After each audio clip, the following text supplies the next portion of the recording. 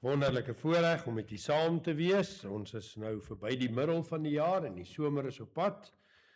En terwyl dit nog 'n bietjie koud is, raak ons hart al brandend. So na die dag van die Here kom. Dawid sê, was ek nie bly toe ek hoor dat ons opgaan na die huis van die Here nie. So hoop ek dat dit ook vanmôre is, dat die hart brandend is vanmôre, wanneer ons opgaan na die huis van die Here toe. 'n Geleentheid om op 'n besonderse wyse met ander kinders van die Here in die teenwoordigheid van die Here te kom. Sê altyd, die Here woon in jou hart as jy gered is, en jy moet altyd in sy teenwoordigheid lewe, maar daar's iets besonders rondom die geleentheid, wanneer ons as kinders van die Here almal bymekaar kom. 'n Mens kan 'n boodskap daar by die huis luister, na die tyd stuur ons dit vir 'n paar mense aan, ander luister in baie keer, maar dis nie dieselfde nie. Dit is nie dieselfde as wanneer 'n mens hier is in die teenwoordigheid van die Here nie. Wat 'n wonderlike voorreg om dan vanmôre so by mekaar te wees en dan mekaar te kan groet en te kan sê hy het opgestaan, hy het waarlik opgestaan. Daarom is ons vanmôre by mekaar, hy het opgestaan, hy het waarlik opgestaan. Mag dan die vrede en die genade en die barmhartigheid van God onze Vader en die Here Jesus Christus met u elkeen wees, ook vanmôre wanneer ons saam is. Amen. Kom ons staan vanmôre, dan sing ons Halleluja 2:1-0, verse 1 en 2, blye versekering, Jesus is myn. En as dit die waarheid is van die lewe, dan moet jy dit bedoel vanmôre. Blye versekering, Jesus is myn.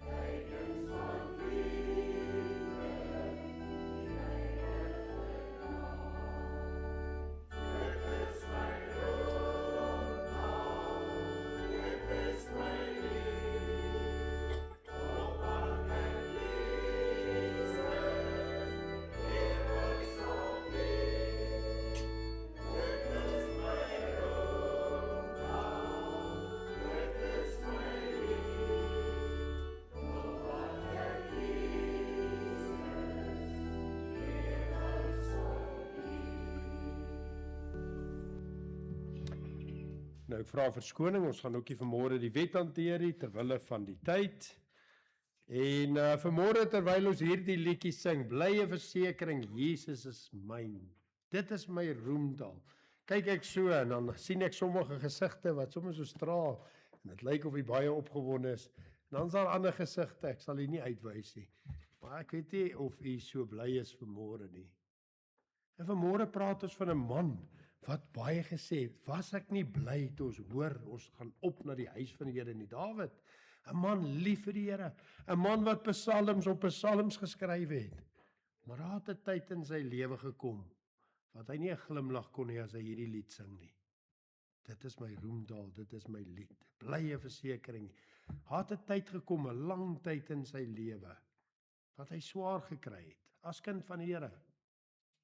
En terwyl ons nou 3 weke of 2 laaste Sondag bietjie oor tyd gepraat het en wonderlik hoe die Here dit eintlik ook so beskik laat.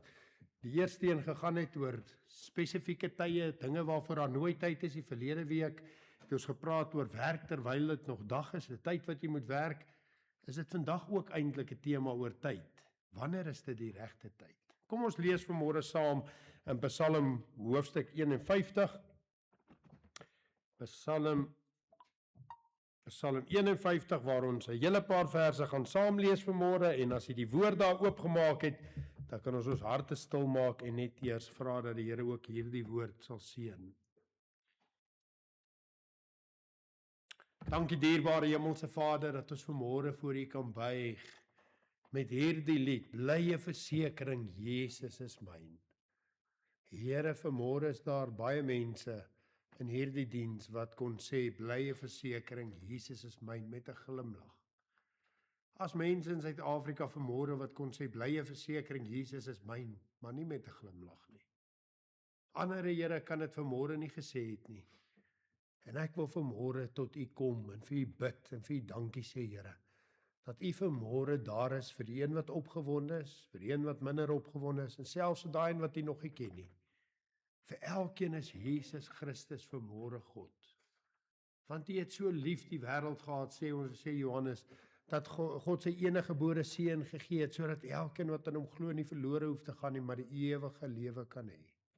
Soos teruggaan na verlede week se vers van die week, kom na my toe almal wat vermoeid en belas is. En dan vanmôre of hierdie week se vers, as ons in die lig wandel, het ons gemeenskap met mekaar. Dankie Here Jesus dat U vanmôre beskikbaar is vir elke persoon. Maak nie saak waar hy in sy lewe staan nie. Maak nie saak wat kort kom, wat hom opgewonde maak, wat hom 'n bietjie afdruk nie. Vanmôre is Jesus beskikbaar vir elke persoon wat bereid is om te sê ja.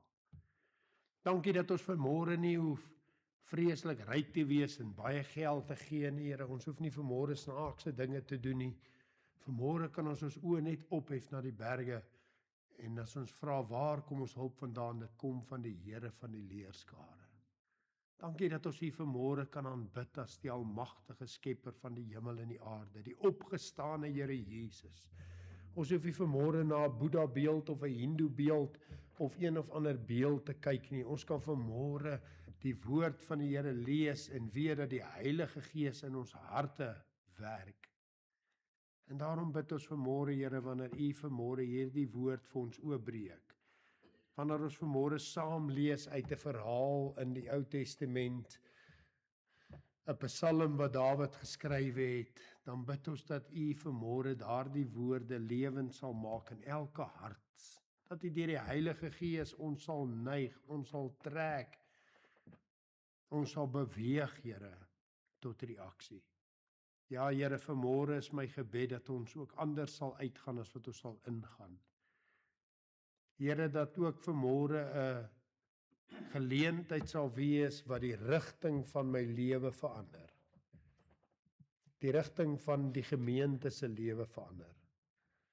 Ons dink aan daai kaartjies wat hulle daar agter gaan vat en wat uitgegee gaan word. Here, ons bid dat dit nie maar net sal kaartjies wees nie, Here, maar lewens wat getrek word, mense wat gered word, mense hier in Springs wat in stukke duisternis sit, dat hulle bereik sal word deur 'n kaartjie of 'n glimlag of 'n lewe by die kafee, by die skool, by die werksplek, by die huis, 'n kind, 'n huweliksmaat. Here, dat U in hierdie dae mense se siele uit genade sal red. Dat die Here deur die werke wat U hier begin doen vanmôre by hierdie diens, met groot respek Springs aan die brand sal steek vir Christus. Here, ons weet die koms is voor die deur. Ons weet, Here, dat dinge gaan swaar gaan voordat U weer kom. U het gevra, sal U die geloof kry? Maar Here, ons weet ook dat ons kan bid vir die laatreëns. Miskien is daar nog een, Here. U sê, U vertraag nie die belofte soos sommige dit 'n vertraging. Ag, U my is lankmoedig omdat U nie wil hê dat sommigen verlore gaan nie, maar dat almal tot bekering moet kom. Here, help vir my, help vir elkeen van ons om hierdie week wat voorlê met hierdie woord wat vanmôre tot ons kom, miskien 'n getuie te wees, 'n ligstraal vir daardie een waarvoor U nog wag. Dankie dat ons dit kan bid vanmôre. Seën hierdie woord, Here. Word U daardeur verheerlik, en ons bid dit in Jesus se naam. Amen. Psalm 51 lees ons hierdie woorde vir die musiekleier, 'n psalm van Dawid, toe die profeet Nathan na hom gekom het nadat hy by Batseba ingegaan het. Wees my genadig, o God, na u goedertierenheid. Delg my oortredinge uit na die grootheid van u barmhartigheid. Was my heeltemal van my ongeregtigheid en reinig my van my sonde. Want ek ken my oortredinge en my sonde is altyd deur voor my. Teen u alleen het ek gesondig en gedoen wat verkeerd is in die oë, sodat u regverdig kan wees as u spreek, rein as u gerig hou. Kyk, in ongeregtigheid is ek gebore en in sonde het my moeder my ontvang.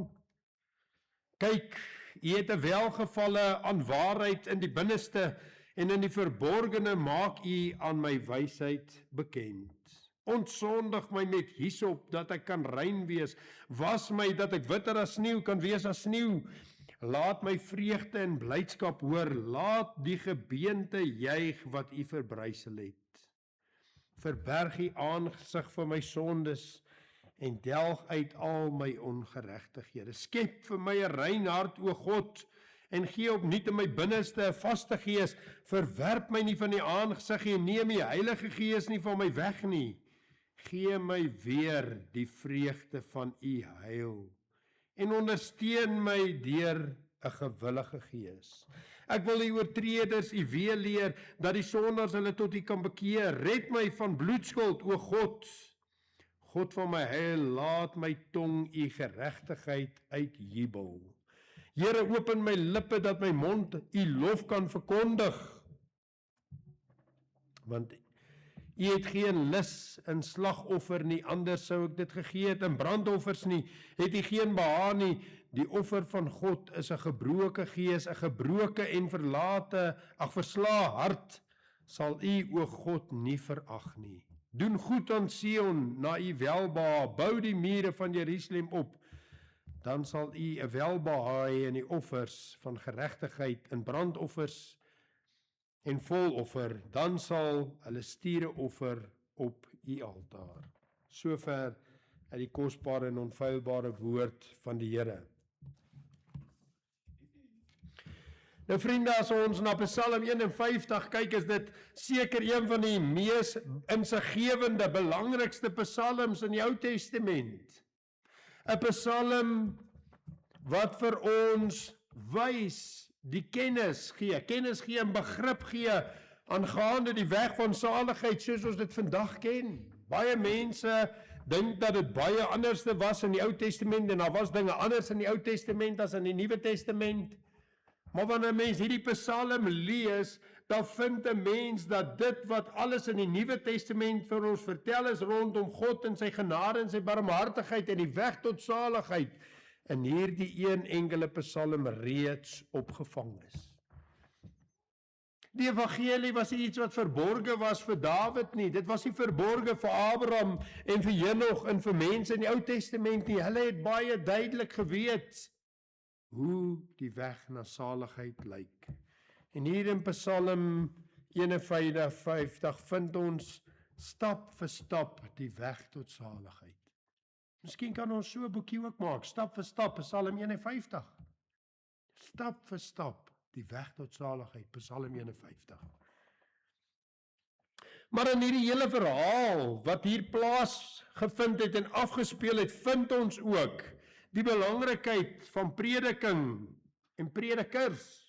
En daarmee praat ek nie vanmôre van myself wat hier staan as 'n prediker vanmôre of 'n voltydse dominee by 'n kerk nie. Ek praat van mense wat waarlik gered is. U is die predikers. U moet die prediker wees by die skool en daar by die werksplek en verskillende plekke.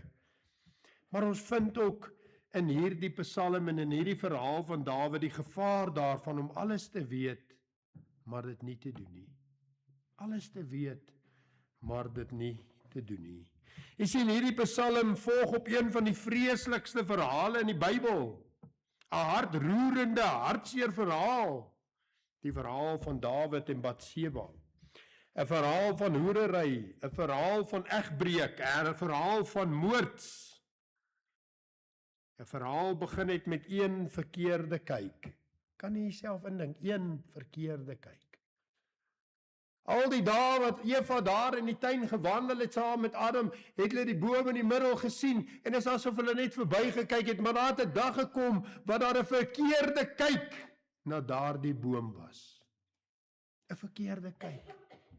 Een verkeerde kyk. Een verkeerde besluit. Een leuen, nog 'n leuen, nog 'n poging om die verkeerde kyk weg te maak. 'n verskriklike verhaal. 'n verhaal wat baie kinders van die Here kon sê, ag Here, kon nie net hierdie een verhaal uitgelaat het nie. Moes hy nou dit opteken dat elke mens hierdie verhaal sien? Want ons praat van Dawid, 'n man na God se eie hart.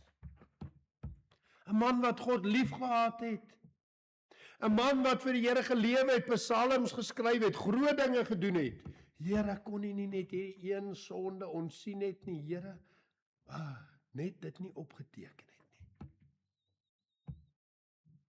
Baie kinders van die Here, wat ergens 'n terugval in sonde, regverdig hulle self met Dawid. Mense in die wêreld, en ons vind dit ook in die verhaal, dat die Here sê, hy het die heidene groot kans gegee om te laster as gevolg van dit wat hy gedoen het. Here, moes hy hierdie verhaal opgeteken het. 'n verhaal van moord, 'n verhaal van verraad. Uria, sy gaan lees, en toe ek dit die eerste keer lees, en ek lees die helde van Dawid, en ek sien, hier kom Uria ook op as 'n held van Dawid.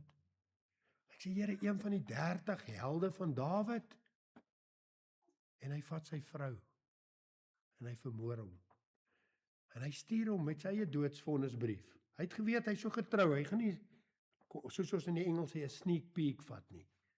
Hy gaan hierdie boodskap net so vir Joab gee. En Joab gaan hierdie boodskap oopmaak, en Joab gaan weet, hierdie is nie reg nie. Maar Joab het nie 'n keuse nie, hy gaan dit moet doen. 'n verskriklike slegte verhaal tot by die dood van Dawid se seun. Erger as dit alles, as ons na hierdie verhaal kyk, dan vind ons dat Dawid nie reg gemaak het nie. Ons lees Psalm 51, en ons vind die hele weg tot saligheid hier, en jy vra vir jouself, Dawid, hoekom het jy nie reg gemaak nie? Hoekom het jy so voortgegaan? Hoekom het jy so bly lewe vir 'n tyd? Hoekom kon jy nie sing, blye versekering, Jesus is my nie? O, wat 'n vreugde, let op wat hy sê. Hy sê, gee my weer die vreugde. Met ander woorde, Here, hierdie vreugde is weg. Ek kan nie meer saam met die kinders dit met 'n glimlag sing nie. Ek kan nie vanmôre hier 'n gesiggie opsit nie. Die waarheid moet wys. Elke môre as hy voor die Here kom sou hy onthou het. Dit is vir my 'n verhaal, ek kan dit nie indink nie. Psalm 51 vers 5 lees ons hierdie woorde. Want ek ken my oortredinge en my sonde is altyd deur voor my. Let op die mooi Afrikaanse woord, altyd deur. Mooi woord, né? My sonde is altyd deur voor my. Hy kom in Psalm 51 uiteindelik by 'n plek, en vanmôre se tema is eintlik die antwoord. Want vanmôre praat ons oor wanneer Jesus by die deur staan en klop, wanneer moet ek reageer? 2 weke terug het ons gesê, daar's 'n spesifieke tyd vir redding, daar's 'n spesifieke tyd vir heiligmaking, daar's 'n spesifieke tyd vir verheerliking, die Here het dit bepaal. Maar ek en jy moet reageer op die regte tyd. En vanmôre is dit, wanneer is dit die regte tyd? Die antwoord is die tema. Altyd deur, sê Dawid, is my sonde voor my. Kan nie jouself indink die toestand waarin Dawid homself bevind het. Elke oggend wanneer hy wakker word, ek weet nie hoe is u nie, maar ek word wakker. Partykeer word ek vroeg wakker, dan lê ek sommer daar in die bed, dan begin ek so lank gebede bid, tot ek opstaan en kantoor toe gaan, en stilte tyd hou.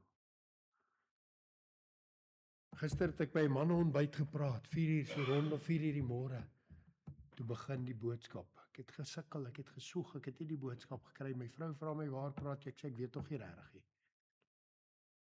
En 4:00 Saterdagmôre toe begin die boodskap.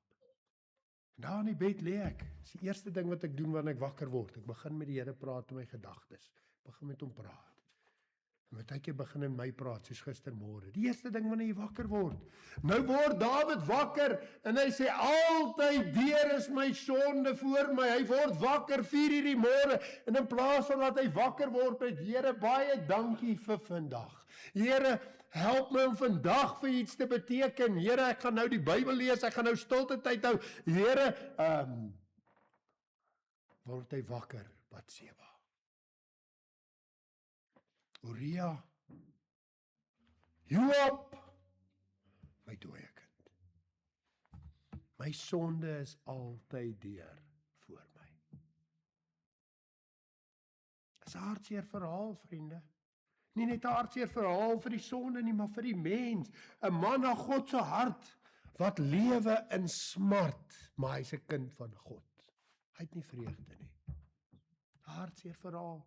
Ek wonder hoeveel kinders van die Here in Suid-Afrika het vanmôre wakker geword, 'n hartseer verhaal. Ek wonder hoeveel mense is daar vanmôre in 'n diens soos hierdie, of ander dienste, wat ook dinge het wat voor hulle staan.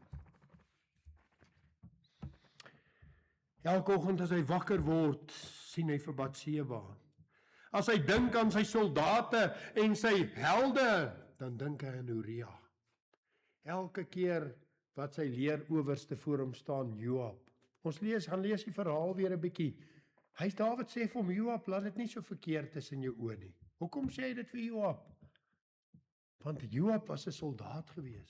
Joab het hierdie manne, hy weet as ek 'n man moet stuur in hierdie rigting, wat ek kan vertrou, dan sit Uria. Daar's sekere mense wat jy kan vertrou. In die besigheidswêreld het ons dit ook.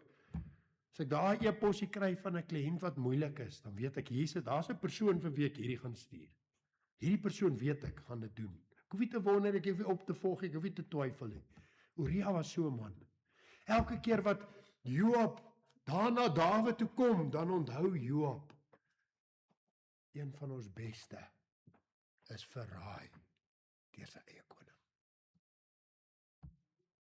Want hy so vir Dawid kyk, hy kan nie anders as om dit te onthou nie, hoe gaan hy dit vergeet? Maar elke keer wat Dawid vir Joab kyk, dan weet hy ook, ek het 'n verskriklike ding gedoen. My sonde is altyd deur voor my. Vroeger het hy gesê, was ek nie bly toe ek hoor ons gaan opgaan na die huis van die Here toe nie. Nou hy is die koning, hy moet nog steeds aangaan, hy moet nuwe opdragte uitgee, hy moet regeer, hy moet aangaan asof niks gebeur het nie. En net so gaan hy maar op daar na die huis van die Here toe, want dis wat die konings doen. Maar elke keer waar hy voorheen gesê het, was ek nie opgewonde toe ek hoor nie.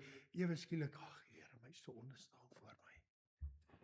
Elke keer as hy daar by die huis van die Here kom, dan weet hy, daar's iets wat staan tussen my en God. Wat maak dat daar nie vreugde in my hart is nie? Wat maak dat ek nie mense vertel nie? Daar's iets wat my pla, maar dit bly hom staan. Dis vir my die ergste van dit alles. En ek vra myself, Here, hoe lank? Want 'n mens lees die vers baie vinnig. Jy wil amper as jy dit lees, wil jy vir jouself dink, hy het gekyk na Batseba en hy het gedoen wat hy nie moes gedoen het nie, en hy het vir Uria genooi en hy het Uria laat doodmaak en toe gaan hy op sy knieë en hy bid 'n gebed, Psalm 51. Van maandag tot Vrydag en is afgehandel. Maar jy sien vriende, wanneer u by 'n vrou ingegaan het, weet sy nie in week 1 en week 2 sy swanger nie. Sy weet eers na 'n paar weke, sy swanger. Kom ons veronderstel 4 of 5 weke, toe kom sê sy vir hom. Toe begin hy eers beraam, hoe gaan hy hierdie ding toesmeer? Ek gaan vir Uria nooi, en as Uria hier kom, dan gaan ek hom bietjie by sy vrou laat slaap, en dan is hy die skuldige. En hy doen dit nie. En man, nou gaan ek kom dronk maak, en ek gaan hom stuur, dan is hy die skuldige. En hy doen dit weer nie. En hy besef, waar hy om hom doodmaak, dan gaan ek sy vrou vat. En dan lees ons in 2 Samuel 12, dat daar's 'n baba gebore. Daar's 'n baba gebore. So dis nou al 9 maande. Nou weet ons nie, is dit 'n week na die baba gebore is, 'n maand na die baba gebore is, 5 maande na die baba gebore is, maar eers nadat daar vir hom 'n seun gebore is, toe kom Nathan een môre daar by hom ingestap, en Nathan begin met Dawid te gesels, en hy sê, Dawid, daar was 2 manne gewees. Een was 'n ryk man met baie vee, en die ander een was 'n arme man gewees, hy het 1 lammetjie gehad. Hy het op sy skoot gesit, hy het saam met hom geëet. Hy sê, en toe die ryk man 'n reiser gekry wat vir hom kom kuier, toe neem hy nie een van sy eie lammetjies en slag hy vat die arme man se lam en hy slag hom. En Dawid se woede ontvlam, en hy sê, hierdie man moet dood. Hierdie man moet dood, en hy moet vergeld. En Nathan kyk hom so, hy sê, maar Dawid, jy is die man. Toe kom Psalm 51. Hoe lank word hy elke môre wakker, Batseba, Uria, Joab? Hoe baie word hy wakker, laat hy hierdie woorde skryf in Psalm 5, want ek ken my oortredinge en my sonde is altyd deur voor my. Wat sê jy vir 'n man wat alles weet, maar dit nie doen nie? Want ons lees nie dat Dawid nou vir Nathan nou vir hom verduidelik wat hy als moet doen nie. Die oomblik toe Nathan met hom praat, weet hy, ons gaan dit nou daarna kyk, punt vir punt. Hy het presies geweet wat hy moet doen, maar hy het dit nie gedoen nie. En ek wonder hoeveel mense sit vanmôre in dienste, 9 maande, 5 weke, 5 jaar, 10 jaar, jy weet dit alles. Maar jy het dit nog nie gedoen nie, nog nie reg gemaak nie, tot vanmôre toe, nog nie reg gemaak nie. Jy sien, die vraag vanmôre is nie, wat moet ek doen om gered te word nie, hy weet wat hy moet doen om gered te word. Die vraag is nie vanmôre, wat moet ek doen om vergewe te word nie, hy weet wat hy moet doen om vergewe te word. Die vraag is nie vanmôre, wat moet ek doen om herstel te word, om geheilig te word, om weer die vreugde van die Here te ervaar nie, dis nie die vraag nie, hy weet dit. Dis al vir verkondig, oor die jare wat hy sit, baie kere, baie maal, is daar vir hy verkondig, wat hy moet doen, dis nie die vraag nie, die groot vraag is, wanneer moet ek dit doen? Baie mense loop vandag met groot laste, dalk is hulle ongered, dalk is hy lank hier, hy is ongered, dalk is hy gered, maar hy die Here diep teleurgestel. Ek dink daar is nie meer verlossing nie, daar is nie meer vergifnis. Die Psalm 51 is 'n ernstige boodskap, maar dit is 'n boodskap van hoop, boodskap van liefde en van genade, van uitkoms. Dalk is hy onbruikbaar, of hy voel onbruikbaar, onheilig, oneffektief. Maar die groter les in hierdie verhaal waarna ons vanmôre wil kyk, is nie net die wat nie, maar die wanneer. Maar ek wil vanmôre tog begin by wat dit was wat Dawid geweet het, maar nie gedoen het nie. Kom ons kyk na 'n paar punte wat ons vanmôre vind. In die eerste plek vind ons, wanneer ons kyk na Dawid se lewe, hy het presies geweet dat verlossing, vergifnis alleen op geloof en genade gebaseer is. Hy het dit geweet. Ons lees in vers 3 hierdie woorde: Wees my genadig, o God, na u goedertierenheid. Delg my oortreding uit na die grootheid van u barmhartigheid. Hoor hoe mooi skryf Dawid dit. Na die grootheid van u barmhartigheid. Hy sê, Here, u barmhartigheid, u is nie barmhartig, u is groot van barmhartigheid. Dawid weet die oomblik toe Nathan vir hom sê, dis jy. Toe weet hy dat 'n mens alleen gered word deur geloof en genade. Hy begin nie sy boodskap, Here, ek gaan 'n offer bring nie. Hy begin nie sy boodskap, Here, ek gaan nou eers die huis skoon maak, ek gaan nou eers gereed maak, ek gaan dit doen nie. Hy sê, wees my genadig, o God, na u goedertierenheid. En ek vra Dawid, as jy weet, dis geloof en genade alleen, waarom worstel jy nou al vir 9 maande, of 'n jaar en 'n paar maande? Kind van die Here, waarom worstel u nou al vir 'n jaar? Vir 'n maand, vir 'n week, vir 'n dag, vir 10 jaar, vir 20 jaar, waarom worstel u, as u weet, dis alleen uit genade en geloof in Christus Jesus? Waarvoor wag ons? Waarvoor is ons dan so bang? Dawid het geweet dat verlossing alleen is in genade, dat dit alleen goedertierenheid is. Die kommentaarskrywer sê oor daai woord grootheid van sy barmhartigheid. Hulle sê 'n multitude and abundance. Nie genoeg nie, meer as genoeg. Dawid weet, God het nie genoeg barmhartigheid nie, hy het meer as genoeg barmhartigheid. As jy vanmôre kom en jy kort R1 miljoen om hierdie probleem op te los, die Here het meer as miljoene wat van die een wat jy nodig het. Hy het so baie, dat as hy vir jou gee die genade of die barmhartigheid wat jy nodig het, dan is daar so baie oor, dat jy nooit in jou lewe dit sal kan uitput nie.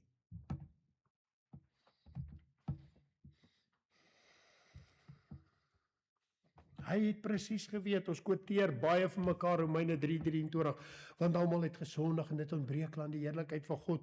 Maar wat van 3 vers 24? En hulle word deur sy genade sonder verdienste geregverdig deur die verlossing wat in Christus Jesus is. Hulle word deur sy genade sonder verdienste geregverdig. Wonderlike woorde in die Bybel, nê? Efesiërs 2 vers 8, want uit genade is julle gered deur die geloof, en dit nie uit julleself nie, dit is die gawe van God. Dis asof Dawid hierso sê, Here, uit genade alleen is gered, wees my genadig, o God, my goedertierenheid, want uit genade alleen kan ek gered word. Is dit nie eienaardig dat hy dit geweet het en steeds in hierdie toestand voortgeploeter het nie? Is dit nie 'n hartseer verhaal nie? Is dit nie amper hartseerder, as ek dit so vanmôre kan uitdruk, as die verhaal in sigself nie? Ten tweede het Dawid geweet dat hy moet erken. Dit was nie vir hom iets vreemds, laat hy moet erken, hy is skuldig nie, hy het dit geweet. Ons lees in verse 5 en 7 hierdie woorde, want ek ken my oortredinge en my sonde is altyd deur voor my. Hy sê, Here, ek ken my oortredinge, jy hoef my nie te sê wat ek verkeerd gedoen het nie, Here, ek het nie nou nodig om die wet te lees vanmôre nie, ek weet ek is skuldig. Ek weet dit. Hy sê in vers 7 hierdie woorde, kyk, in ongeregtigheid is ek gebore en in sonde het my moeder my ontvang. Hy sê, ek weet, Here, ek weet. Vers 6, teen U alleen het ek gesondig en gedoen wat verkeerd is in U oë, sodat U regverdig kan wees as U spreek, rein as U gerig hou. Hy het geweet, hy moet erken. Daardie ding wat vir die mens die moeilikste is op hierdie aarde, erken. Ja, gesien hoe moeilik is dit vir 'n mens om te erken. Daai een ding wat die mens nie kan doen nie, hy kan nie erken as ek nie. Gereeld as jy by mense kom en jy praat met hulle oor sonde, omdat hulle nie kan erken nie, dan begin hulle met die woord ons. Het julle al die woord ons gehoor? Ons. Weet julle wat's ons? Ons is nie ek nie, dis ons. As 'n mens nie wil erken hy's 'n sondaar nie, as 'n mens nie wil erken hy's 'n hoereerder of 'n egbreker of 'n moordenaar of 'n leienaar nie, dan sê hy ons is almal maar net sondaars. Ons het almal maar nou net hierdie dinge gedoen, ons. Ek's baie lief daarvoor as ek by 'n uitnodiging 'n persoon agterbly en ek bid saam met hom en hy begin, baie kere, nie altyd nie, maar baie kere begin hy, Here vergewe ons sonde, dan stop ek hom net daar. Sê ek, my broer, my suster, stop. My sonde is vergewe, as niks tussen my en die Here nie. Ek het vanoggend seker gemaak ek is rein deur die bloed. Moenie nou ons nie, hy het nou niks met my te doen. Hierdie is nou tussen jou en die Here, is ek. En weet julle wat's wonderlik as 'n mens lees? Vanmôre, ek wens ek kon dit uitdruk terwyl 'n mens dit lees. Dawid het nie gesê ons nie. Hy sê nie, wees ons genadig nie, God. Hy sê, wees my genadig. Delg my oortredinge uit. Was my heeltemal van my ongeregtigheid. Reinig my van my sonde. Want ek erken my oortredinge. My sonde is altyd deur voor my. Erken, hy het geweet, 'n mens moet erken. Mens moet by daai plek kom, wat jy nie kyk vir die man langs jou en die man daar nie, wat jy nie meer sê, maar Dawid het gesondig, en nee, ek het. Hy het geweet, dat 'n mens moet erken.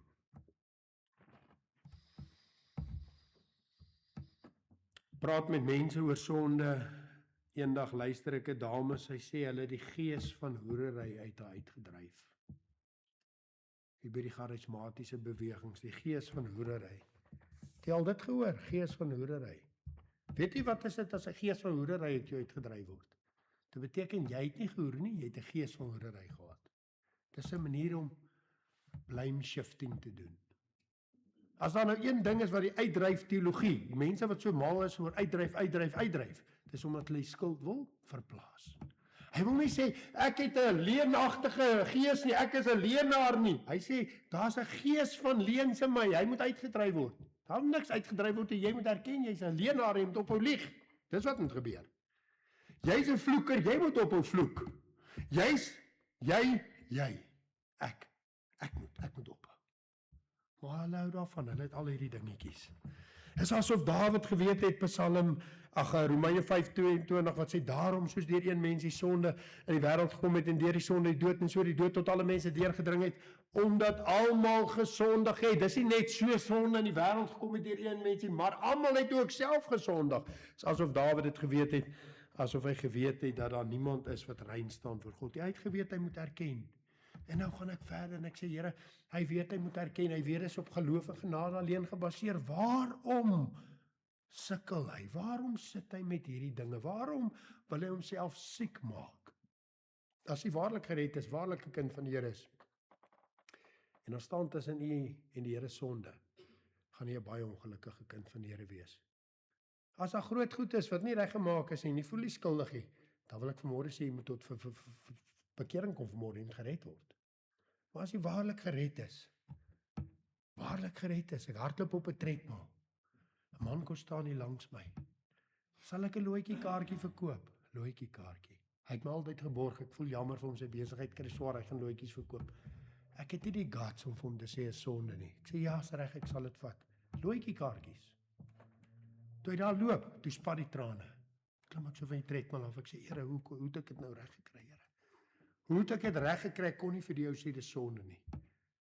Ek gaan terug na hy man toe, ek vat sy looitjie kaartjies terug, ek sê, maar broer, ek moet vir jou groot verskoning vra. Die Here het my oortuig, lottery, dobbel is sonde. Ek kan dit nie doen nie. Ek vra vergifnis dat ek ja gesê het. Ek kon nie met daai ding lewe nie, ek is waarlik gered. Daar's ander goed wat die Here vir my gesê het, ek moet regmaak, wat ek nie wou nie, het ek lank gesukkel het, swaar gekry het, swaar. As jy vreugde nie, jy maak so 'n smiltjie, maar hulle sien is 'n vals smiltjie, hy's eintlik, maar eintlik hier binne is jy stikkend, want jy weet daar's 'n ding tussen my en God. Dawid, hoe kry jy dit reg? Hy het geweet hy moet bely. Verse 4 sê hy dit, hy sê, was my heeltemal van my ongeregtigheid en reinig my van my sonde, hy bely dit aan die Here. Vers 6 sê hy, teen U het alleen ek gesonde gedoen het verkeerd is, sodat U regverdig kan wees. Ons lees weer in vers 11, verberg U aangesig vir my sondes en delg uit al my ongeregtighede. Hy het geweet hy moet hierdie dinge bely aan die Here. Hy moet die Here vra om dit te, nie net erken is ek nie, hy moet sê, Here, dit was ek, maar ek moet nou ook bely, Here, vergewe my. Hy moet vergifnis vra. Ons gaan nie by al die verse kan stil staan vandag ter wille van die tyd nie. Hy het geweet dis genade en geloof alleen. Hy het geweet hy moet erken. Hy het geweet hy moet bely. Hy het geweet hy moet omkeer. Hy moet tot bekering kom. Ons lees in vers 15 hierdie woorde, ek wil die oortreders U weer leer ken, dat die sondaars hulle tot U kan bekeer. Hy wil vir mense sê hulle moet hulle bekeer. Hy weet daar moet bekering wees.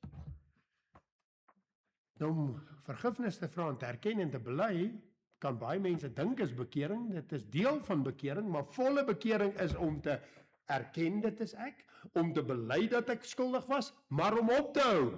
Dis bekering. Om te draai, om 'n ander rigting te beweeg. Dawid het selfs geweet van die belangrikheid van bekering vir 'n sondaar. Hy het geweet dat dit nie genoeg is om net te weet dat dit God se genade is nie. Hy het nie net geweet, hy het geweet dis nie net genoeg om te erken en te bely nie, maar dat daar 'n omkeer moet kom in jou lewe. Dat daar 'n besluit gemaak moet word. 'n Mens moet 'n besluit maak. Ek en jy moet 'n besluit maak.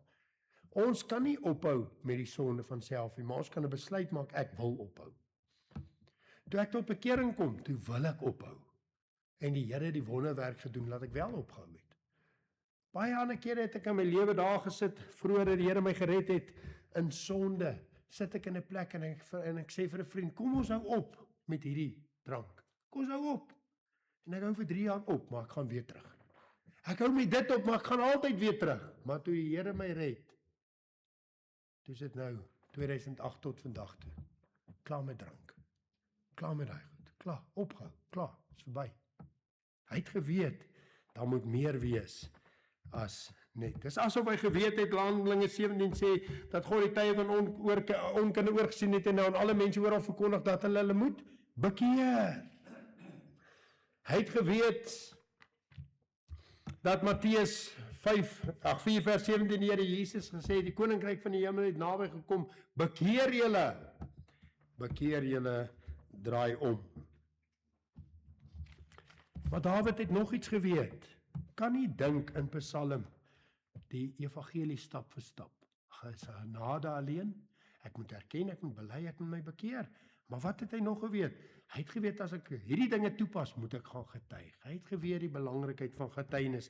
Hy sê in vers 15, ek wil die oortreders u weer leer, dat die sondaars hulle tot u kan bekeer. Vers 16, red my van bloedskuld, o God, God van my heil, laat my tong u geregtigheid uitjubel. En in vers 17 sê, Here, open my lippe, dat my mond u lof kan verkondig.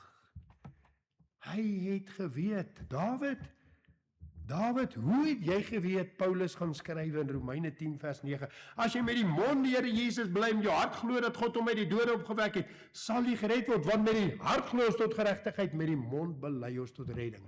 Kan jy dit glo in Psalm 51?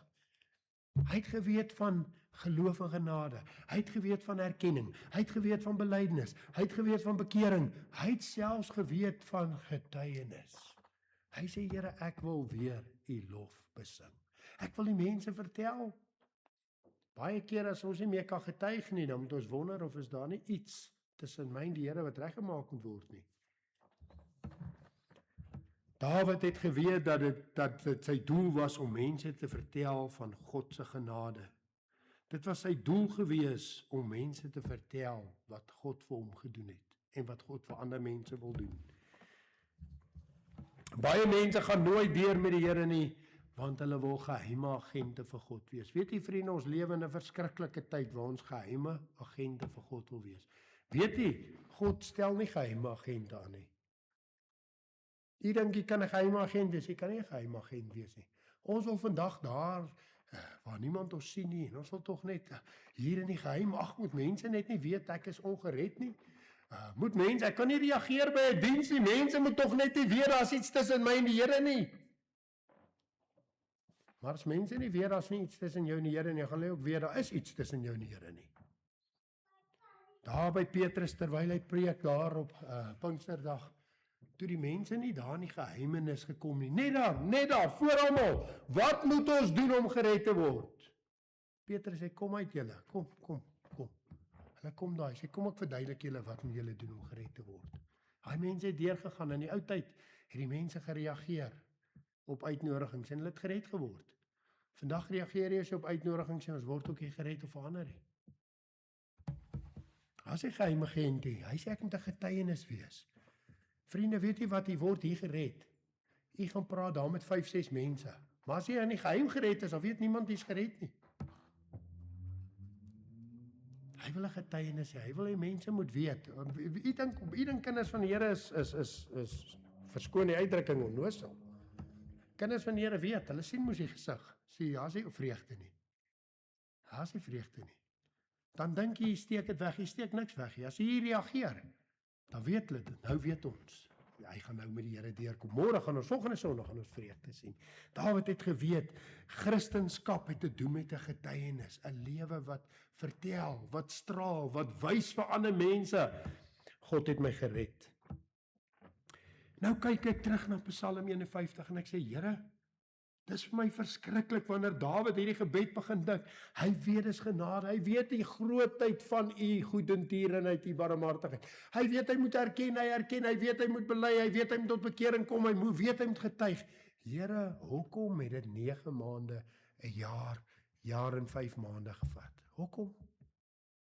En dis die tema vanmôre. Hoekom? Sien vriende, want ek en u kan dit alles weet, maar ons kan nie kom wanneer ons wil nie. 2 weke terug het ek vir u gesê, daar's 'n spesifieke tyd vir redding. Redding gebeur nie wanneer u wil nie. Jy weet die waarheid, jy hoor die waarheid, jy dink jy gaan môre regmaak, oormôre regmaak, oormôre kom want jy nie reggemaak nie. Hoekom? Daar's 'n spesifieke tyd vir redding. Daar's 'n spesifieke tyd vir herstel. Daar's 'n spesifieke tyd wat God jou wil herstel. Daarom moet ons die onderling byeenkomste nie nalat nie, want is baie keer by sulke geleenthede wat die Here wil kom, wat hy wil werk. Hoekom het Dawid nie gekom toe hy geweet het al hierdie dinge nie? Hoekom het hy met hierdie worsteling in sy binneste gesit? Want die tema van môre is wanneer Jesus by die deur staan en klop. Ek en jy kan net reageer wanneer Jesus by die deur staan en klop. Daar's nie 'n ander tyd nie. Die Here sê, niemand kom na my toe as ek hulle nie trek nie. As die Heilige Gees jou nie trek nie, dan gaan dit 'n eie werke. As jy dink jy kan tot bekering kom gou volgende week, daar's skeier mense vandag. Die Here praat vandag met my. Ek gaan uitstel. Ek gaan nie vandag reageer nie, want daar's skeier mense, ons gaan skaapbout eet. En maandag is die baas kwaad en dinsdag is my vrou kwaad en woensdag jaag ek na hierdie ding toe en dan donderdag, Here, ek onthou nou het met my gepraat. Nee, dit gaan nie gebeur nie. Al bid jy al hierdie dinge, dit gaan nie gebeur nie. Hoekom? Vers 2. Toe die profeet Nathan na hom gekom het, nadat hy by Batseba ingaan het, wanneer het Dawid gereageer? Hy het al hierdie dinge geweet, hoekom het hy nooit gedoen nie? Maar toe die Heilige Gees, 'n tipe of 'n beeld waar Nathan hier vervul, kom en daai vinger druk op die plek. Toe reageer Dawid. Toe kom maar vir hom verlossing. Toe kom maar vir hom weer vreugde. Jy sien vriende, terwyl Psalm 51 'n wonderlike vers is wat vir ons vertel, nie net van die smart van 'n mensie, maar die pad tot saligheid, vir ons alles sê wat ons vanmôre nodig het, vertel dit ons ook iets van wanneer ek en jy moet reageer. Wanneer ek en jy moet reageer. Ons lees hierdie woorde daar in Hebreërs 12 vers 17, want julle weet dat hy, toe hy ook later seun wou beerwe, verwerp is, want hy het geen geleentheid vir berou gevind nie, al het hy dit met trane vurig begeer. Esau. Hy het geen geleentheid vir genade gevind nie. Esau, al het hy dit met trane vurig begeer. Kan jy jouself dink, daar kan 'n dag kom wat jy met hierdie smart sit wat tussen jy en die Here is, en met trane begeer om met die Here reggemaak te word, maar nie reggemaak word nie. Want toe daar geleentheid was, toe Jesus by die deur staan en klop, toe stel ons uit, toe stel ons af. Hebreërs 4 vers 6, terwyl dit dan so is dat sommige daarin gegaan het en diegene aan wie die evangelie eerste verkondig is deur ongehoorsaamheid nie ingegaan het nie, bepaal hy weer 'n sekere dag, naamlik vandag, as hy soveel later deur Dawid spreek, soos gesê is, vandag as julle sy stem hoor, verhard julle harte nie. Vandag as jy sy stem hoor, verhard julle harte nie. Jesaja sê, kom nou, laat ons die saak uitmaak, sê die Here, al was julle sonde soos skarlaken, dit sal word wit soos sneeu, al was dit rooi soos purper, dit sal word soos wol. 2 Korintiërs 6 vers 2 verse wat ons baie goed ken, want hy sê, in die tyd van welbehae het ek jou verhoor, in die dag van heil het ek jou gehelp. Kyk, nou is die tyd van welbehae, nou is die dag van heil. Die Here Jesus sê daar in Openbaring 3 vers 20, kyk, ek staan by die deur en ek klop. Kyk, ek staan by die deur en ek klop. Elke môre wat Dawid wakker geword het, staan Batseba voor hom. Elke keer wat hy sy leeroowerste sien, onthou hy vir Uria. Altyd deur is sy sonde voor hom, want hulle sê, kom ons gaan opgaan na die huis van die Here toe. Dan maak hy so vals smile. Elke môre. Hy weet, hy moet tot bekering kom. Hy weet, dit is genade. Hy weet, God is groot van barmhartigheid. Hy weet, hy moet erken. Hy weet, hy moet bely. Hy weet, hy moet tot bekering kom. Hy weet, hy moet getuig daarvan. Maar dit is eers die oomblik toe Nathan vir hom sê, jy is die man. Eers toe die Heilige Gees in jou hart druk, diep die binnekant, jy is die man. Sal ek onthou, ek het so hierdie kant gesit, toe die predikant 'n uitnodiging maak by 'n kerk. Ek was bang dit is charismate toe ek hoor hy maak 'n uitnodiging. Ek skrik my boeglam, want ek kom uit die NG Kerk uit, hulle maak nie uitnodigings nie. Hierdie ou sê steek hande op, ek stap daar, waar ek sit daar waar die oom en tannie sit. Daar is ek so oortuig, die Heilige Gees druk op my, jy is die een.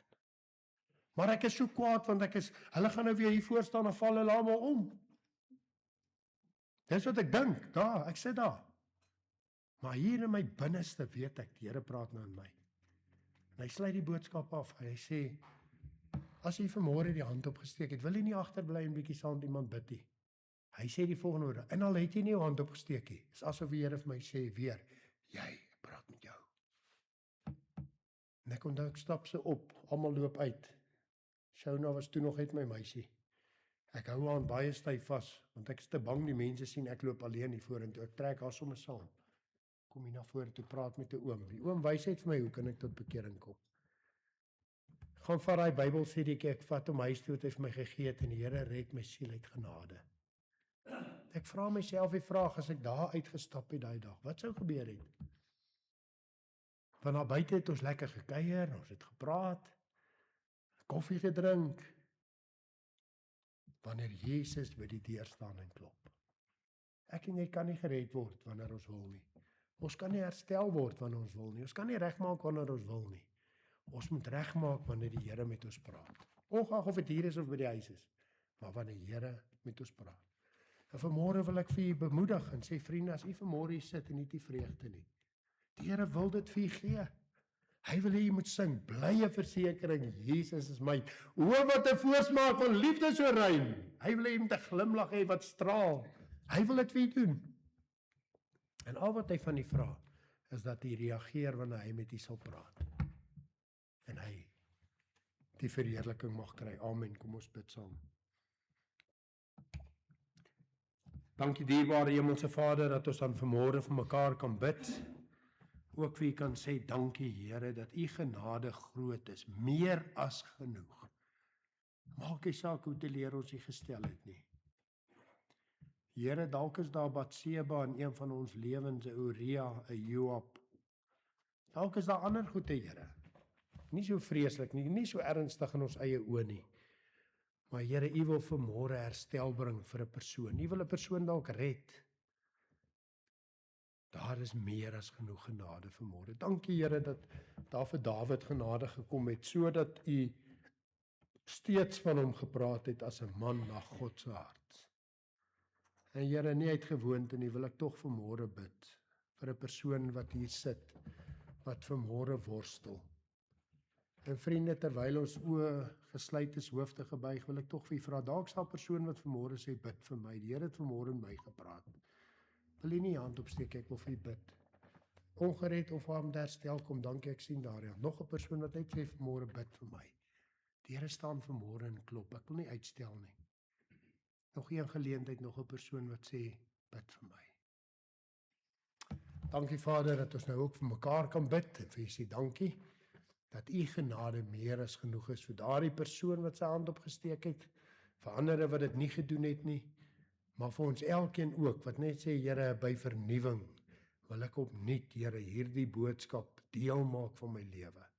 Ons loof u, ons prys u, ons aanbid u, Here. Wees u die naprediker van hierdie woord, Here. Wees u die een wat soos Nathan daardie persoon nie sal los om net te gaan nie, maar totdat daar volkome vreugde is. Amen. Kom ons sluit vanmôre se diens af en ons sing heerlik saam, ek het die stem gehoor. Mag dit wees dat ons elkeen die stem gehoor het, maar dat ons ook gaan doen dit wat die Here van ons verlang.